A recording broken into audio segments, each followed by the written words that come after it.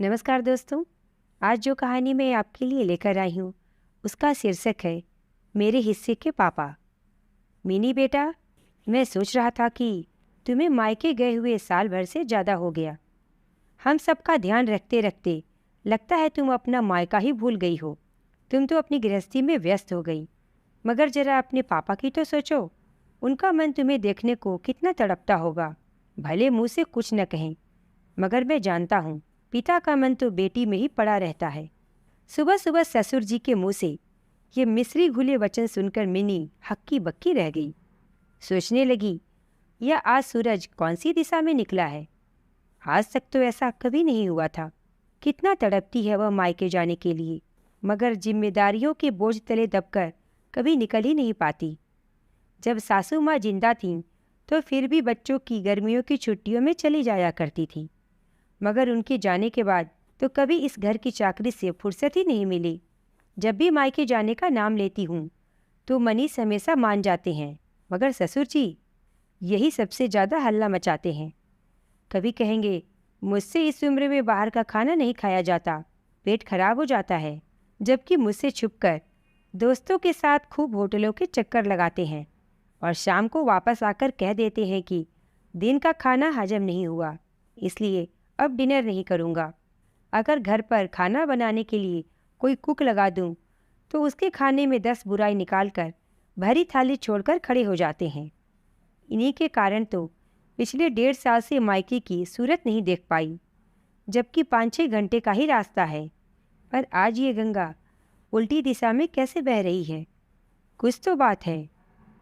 Mini को दाल में काला नजर आ रहा था, इसलिए इतना बड़ा ऑफर सुनने के बाद भी उसके चेहरे पर कोई उत्साह न देख ससुर जी ने आगे बोलना शुरू किया। दरअसल आज तुम्हारे पिताजी का फ़ोन आया था। सबके हालचाल पूछ रहे थे। मैं तो उनके स्वर से ही उनकी पीड़ा समझ गया कि वो तुमसे मिलने को कितने ललायित हैं, मगर खुलकर कुछ कह नहीं पा रहे हैं। ऐसा करो, 2-4 दिन मायके रह आओ, उन्हें भी अच्छा लगेगा और तुम्हारा भी चेंज हो जाएगा। यह अविश्वसनीय प्रस्ताव सुनकर मिनी जैसे बेहोश होते होते बची। वो तो ठीक है पिताजी, मगर अभी बच्चों की छुट्टियां कहाँ हैं? अरे, कौन सा बच्चे वकालत की पढ़ाई कर रहे हैं जो 2-4 दिन में बड़ा नुकसान हो जाएगा। एक 5वीं में है, दूसरा दूसरी में। 2 दिन की छुट्टी करा लो, शनिवार इतवार लगाकर 4 दिन में आ जाना। मिनी को यह उदारता अभी भी हजम नहीं हो रही थी, फिर भी कुछ पूछ नहीं पाई, इसलिए वहाँ से चुपचाप चली आई। शाम को मनीष को जब बताया तो वह भी चकित रह गए। पिताजी ऐसा बोल रहे हैं?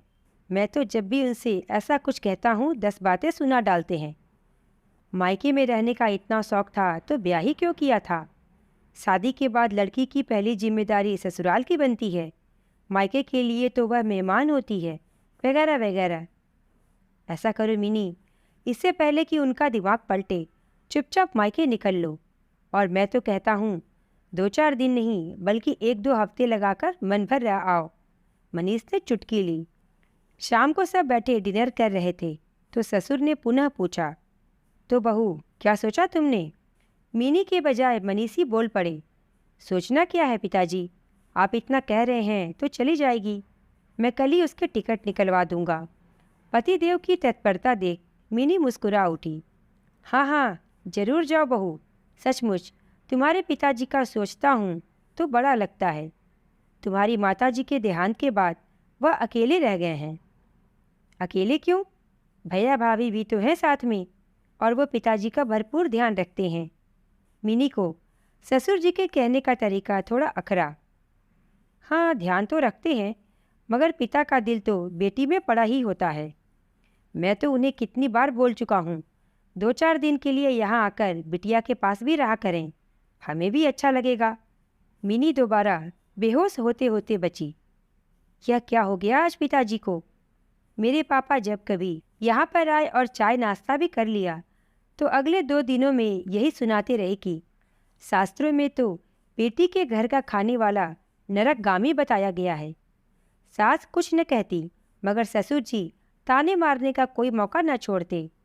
कभी कहते कन्यादान के बाद कन्या मायके के लिए पराई हो जाती है। 2-4 दिन मेहमान बनकर रहती है और लौट जाती है। उसका वहाँ कोई हक नहीं रहता। पर आज तो ससुर जी महानता की मूर्ति बने जा रहे हैं। अरे आजकल बेटा बेटी में कुछ फर्क थोड़े ही है। माता पिता पर दोनों का ही बराबर का हक बनता है।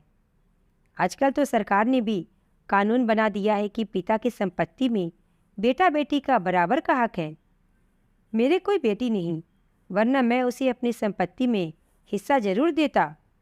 संपत्ति और हिस्से जैसे शब्द सुनकर मीनी को एकाएक झटका लगा। पिता की संपत्ति में बेटी का हक? आज पिताजी ये कौन सा नया राग छेड़ रहे हैं? पापा कुछ दिनों पहले वसीयत बनवाने की बात तो कर रहे थे। ओह, कहीं इसलिए तो मुझ पर यह अतिरिक्त प्रेम नहीं उमड़ रहा? मेरी भावनाओं की एकाएक चिंता होने लगी।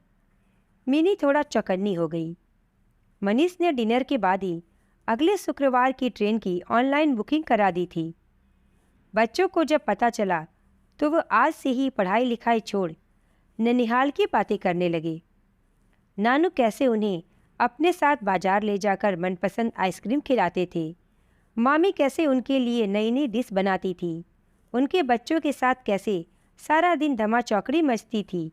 और मामा, वो तो उनके लिए जैसे अलादीन का जिन्न थे। वो जो फरमाइश करते जाते पल में हाजिर कर देते। कोई पिक्चर देखनी हो, वीडियो गेम खेलना हो या कहीं घूमने जाना हो, कुछ भी। सच, मिनी अपनों से ज़्यादा बच्चों की एक्साइटमेंट देखकर खुश थी। कारण जो भी हो, मगर ससुर जी के लिए उसके दिल से धन्यवाद निकल रहे थे। रात को फ़ोन पर उसने पापा को अपने आने का प्रोग्राम बताया तो वे बहुत खुश हुए। कहने लगे, आज ही तेरे ससुर साहब से सुबह बात हुई थी। सोचा नहीं था वो तुझे इतनी जल्दी भेजने को तैयार होंगे। वो तो ठीक है पापा, मगर क्या आपने उनसे कुछ और भी बात की थी? कुछ प्रॉपर्टी से संबंधित? हाँ, कही तो थी। उन्हें बताया था कि इस सप्ताह वसीयत बनवा रहा हूँ।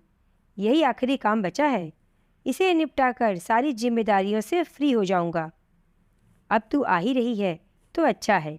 जो कुछ है तुम दोनों के सामने आधा आधा बांटकर चैन की सांस लूँगा। अब मिनी को सारा माजरा समझ आ गया कि क्यों उसे ससुर जी मायके भेजने के लिए इतने उतावले थे। वो चाहते थे कि मैं मायके जाऊं और वसीयत मेरे सामने बने ताकि मुझे मेरा हिस्सा मिल जाए। इतने प्यार और परवाह में लपेटकर जिस तरह से उन्होंने अपनी मनसा दिखाई, उसे सोचकर ही मिनी का मन कसैला हो उठा। वैसे पापा के पास संपत्ति के नाम पर है ही क्या? सारी जमा पूंजी तो हमारी पढ़ाई लिखाई और शादी पर ही लगा दी। ले देकर एक 2 मंजिला मकान है। भाई को तो पीछे से प्रॉपर्टी के नाम पर वही एक सहारा है। मैं उसमें से भी हिस्सा ले लूं? छी, ससुर जी ऐसा सोच भी कैसे सकते हैं? क्या कमी है उनके पास? 2 मकान हैं, एक प्लॉट है। मनीष इकलौते बेटे हैं, फिर क्यों इतनी हाय हाय? अगली सुबह मिनी जब ससुर जी के लिए चाय लेकर आई तो थोड़ी चिढ़ी हुई सी थी, मगर पिता के दिए संस्कार ऐसे थे कि कभी अपनी मर्यादा नहीं भूलती थी। वो ससुर जी को अपने प्रोग्राम के बारे में सूचित करते हुए कहने लगी, पिताजी, जैसा आपने कहा था, मैं शुक्रवार को पापा के यहाँ जा रही हूँ। उनको बता भी दिया है। बड़े खुश थे। कह रहे थे कि वसीयत बनवाने वाले हैं और संपत्ति का आधा हिस्सा मेरे नाम करना चाहते हैं, मगर मैंने साफ मना कर दिया। मैंने उन्हें बता दिया कि ऐसा सोचना भी मत, पिताजी बहुत नाराज हो जाएंगे। नाराज? मैं? क्यों? आशाओं पर पानी फिरा देख ससुर जी हड़बड़ा गए। आप ही तो कहा करते थे पिताजी, कन्यादान के बाद लड़की पराई हो जाती है, उसका मायके पर कोई हक नहीं रहता।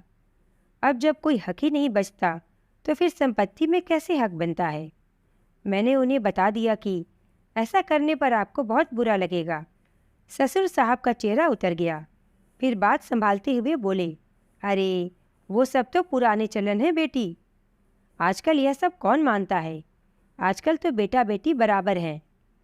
पहले हमें समझ नहीं थी, इसीलिए ऐसा कह रहे होंगे, मगर अब हमने भी जमाने के हिसाब से चलना सीख लिया है। देखो, तुम मना मत करो। उस घर में तुम्हारा हिस्सा रहेगा तो पिता के बाद भी तुम्हारा मायका खुला रहेगा। भाई भाभी इज्जत करेंगे, वरना तो रिश्तों को बदलते देर नहीं लगती। पिताजी बोलते जा रहे थे और मीनी भीतर ही भीतर सुलग रही थी। अपने हिसाब से रिश्तों की बिसात बैठाना और उसे अपने मतलब के लिए आजमाना तो कोई आपसे सीखे पिताजी। मगर संस्कार बस चुप रही। फिर थोड़ी देर सोचकर बोली, ठीक है पिताजी, यदि आप मानते हैं कि बेटा बेटी दोनों का बराबर का हक है तो ऐसा ही सही, मैं उन्हें मना नहीं करूँगी। यह सुनकर पिताजी के चेहरे पर मुस्कान दौड़ आई। आंखों में लालच के डोरे तैरने लगे। मीनी बनावटी मुस्कान लिए खड़ी हुई। कामकाजी स्त्रियों के लिए दिन गुजरते देर नहीं लगती। दिन इधर शुरू होता है उधर खत्म। मीनी के ये 4-5 दिन इसी गति से गुजर उस मुकाम पर आकर खड़े हो गए थे जहां वह ट्रेन में बैठ गई थी अपने मायके जाने के लिए। जैसे जैसे ट्रेन खेत खलिहानों से गुजरते हुए मायके की शहर की ओर बढ़ रही थी, मीनी का दिल बल्लियों उछलने लगा था। क्योंकि मायका किसी मकान का नाम नहीं होता, ना ही मायका किसी एक परिवार तक सीमित होता है। मायके की परिधि में तो वो पूरा शहर और उस तक जाने वाले तमाम रास्ते भी समाये होते हैं। किसी एक पर पग रखने की देर होती है। लगता है मायके की चौखट छू ली। घर पहुंचकर मीनी के भैया भाभी ने उसका खूब सत्कार किया। पापा से भी भरपूर दुलार मिला। तरस गई थी सुख के लिए, थक गई थी माँ बहू और पत्नी बनते हुए। कुछ दिन ही सही उसने लाडली बेटी होने का पूरा लुत्फ उठाया। बात जब वसीयत की आई तो उसने कुछ भी लेने से मना कर दिया। मगर भैया उसे समझाने लगे, देख मीनी, कमी न तेरे पास है न मेरे पास है। पापा का जो दिल कर रहा है उन्हें करने दे। उन्होंने अपने दोनों बच्चों में कभी फ़र्क नहीं किया। अगर आज करेंगे तो अपराध बोझ से घिरे रहेंगे, जो उनकी सेहत के लिए अच्छा नहीं होगा। इसलिए वो जो भी देना चाहते हैं उसे उनकी खुशी के लिए उनका आशीर्वाद समझकर रख लो। बहुत समझाने पर मीनी ने पापा की बात मान ली।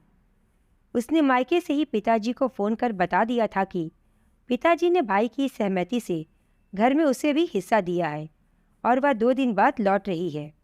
यह खबर सुनकर उसके ससुर बहुत खुश थे। अब तो बस बहू का इंतजार था ताकि आकर वापस पहले की तरह घर संभाल ले।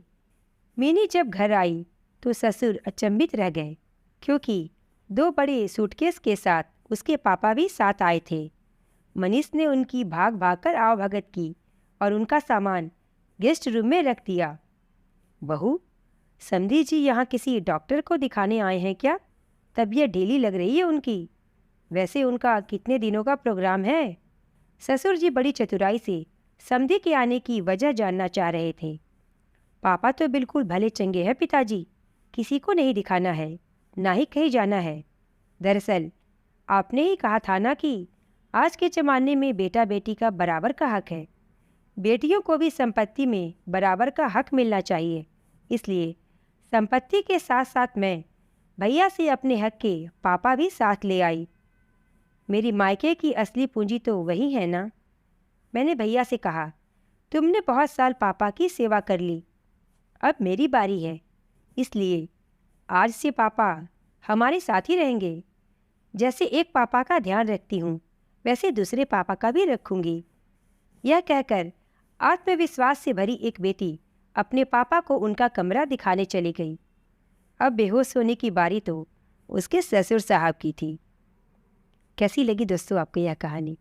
अगर अच्छी लगी हो तो प्लीज़ इसे लाइक और शेयर करें, और मेरे चैनल को सब्सक्राइब नहीं किया है तो प्लीज़ इसे आज ही सब्सक्राइब कर लें। धन्यवाद।